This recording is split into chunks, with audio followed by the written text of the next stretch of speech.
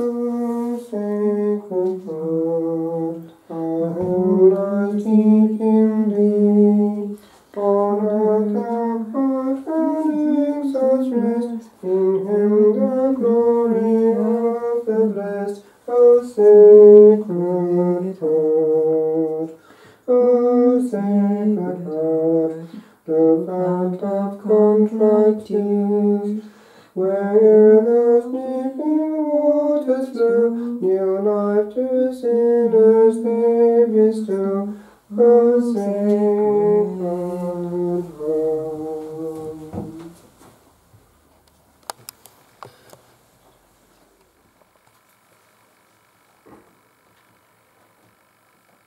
Do not be afraid of those who kill the body and after that can do no more.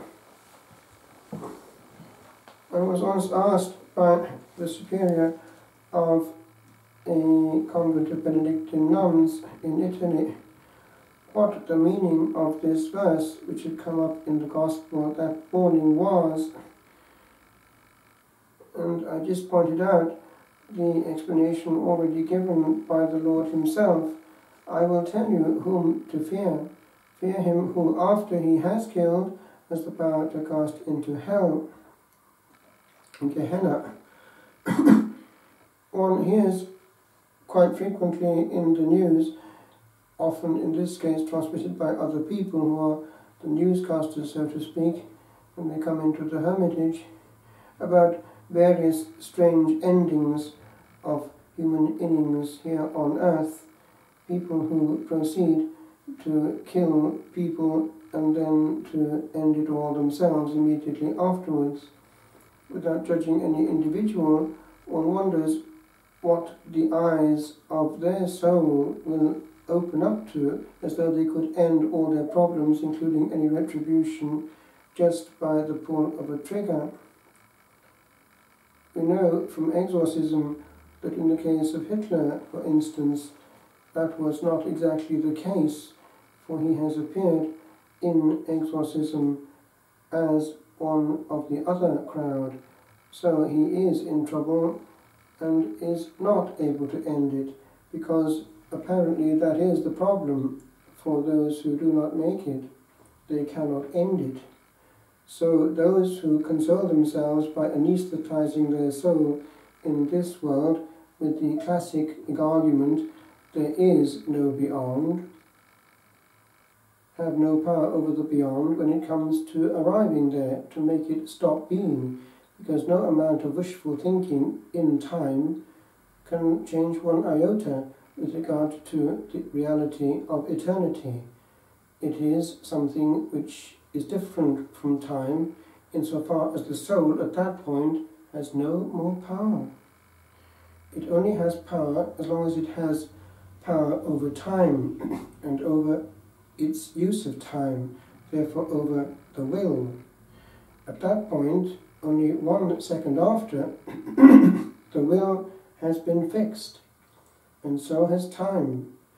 It is written on the copybook, and then one faces what is the power that is out there. And whatever one says about the way that catechetics were handled in the past, it had the advantage of giving that message, which, say what you like, kept people from committing mortal sin. It didn't always keep them from keeping all the commandments as they should, but it kept them sort of safe, because they knew what to do if they fell into it. The fear of God is the beginning of wisdom, and anesthetize souls by some kind of nicely worded spiritual morphine to the effect that God absolves, receives, embraces, glorifies, consoles, washes clean, and glorifies all in the beyond, is utter nonsense. And actually it's out there even in theologians. There has been a debate, even in recent times on YouTube, a virtual debate as they are nowadays, at a distance, between Michael Boris and Robert Barron, because Robert Barron has repeated his viewpoint with regard to the beyond, that there is, and he bases it on the thought of Hans Urs von Balthasar, that there is a reasonable hope, given the mercy of God, that all will be received into that mercy. It's not so simple, and it's a deformation of this gospel that we have just read. The point of reference is the gospel, and if one were to make an arithmetic count of the number of references to the danger of this, then one will be surprised. It is actually a fairly central teaching of the Lord himself. Therefore, for us to put it on the sideline is not to do the gospel a service, and not either to do souls a service when it comes to giving them the message they need to hear.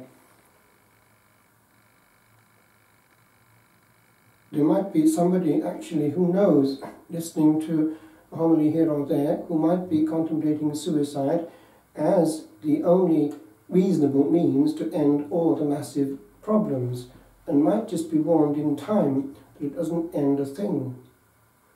But who will tell them? This then is also the backdrop to the feast that we're celebrating today, St. Margaret Mary Alacoque, because this fear of God, which as I say can be very useful for keeping people out of hell, was the bottom line of much of the French spirituality around in the 1600s. It had become hardened by the prevalence of Jansenism, which was precisely a tendency towards a certain restrictive notion of salvation. So much so that one had Jansenistic crosses, which were not like the one that we have here, but in that position, fully upright, the hands indicating that it was only for the elect, and that salvation was difficult. One finds something not dissimilar in Calvinism of its classic form. Then the Lord stepped into this because it had made people distant from him, because he was dealing with terrified souls, by indicating his human warmth, because the exposing of the love of his heart was an indication that he was also our brother and our friend, and he'd paid the price so that we had a certain confidence in his wounds. And to go over the top was actually to miss the point. So that was the re-establishment of the balance, because people would not go to communion except that very minimum which was required by the Church at Easter duties, with confession of course, and he made a big revolution by inviting them to go once a month. But at this stage not aware of the importance of that. But it did not mean that he wanted them to make casual communions or to diminish their devotion to him. What he wanted was that they should encounter him directly, and that he have access to their heart, and that there should be a genuine relationship as between friends, which cannot happen if the fear is so great that there is no relationship. If one is afraid of one's boyfriend or husband, one cannot speak of a balanced relationship. There has to be a certain peacefulness and joy. One is happy to be with one's best friend, and this hour of reparation which the Lord was asking for through St. Margaret Mary on the Thursday evening, the holy hour as we call it now, was something which in a way was humble request, because he was consoled in that garden by the vision and knowledge of all these holy hours of the future. Time did not exist in that knowledge of our Lord, so we were present in that agony if we do that holy hour. But we do it as consoling a friend, who in that case is becoming a mendicant, a beggar, asking for friendship. O you who pass by, see if there is any pain similar to my pain.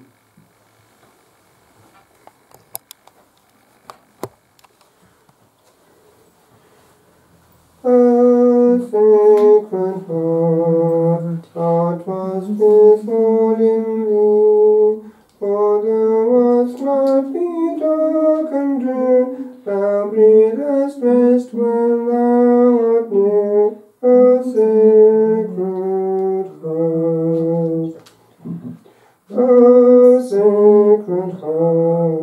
when shades of death shall fall.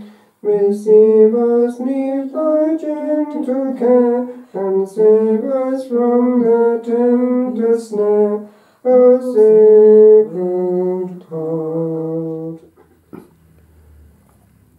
Jesus, remember me when you come into your kingdom. Jesus, remember me when you come into your kingdom. Jesus, remember me when you come into your kingdom.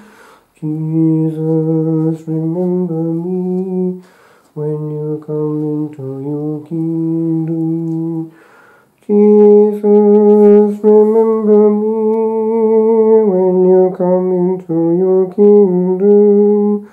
Jesus, remember me when you come into your kingdom.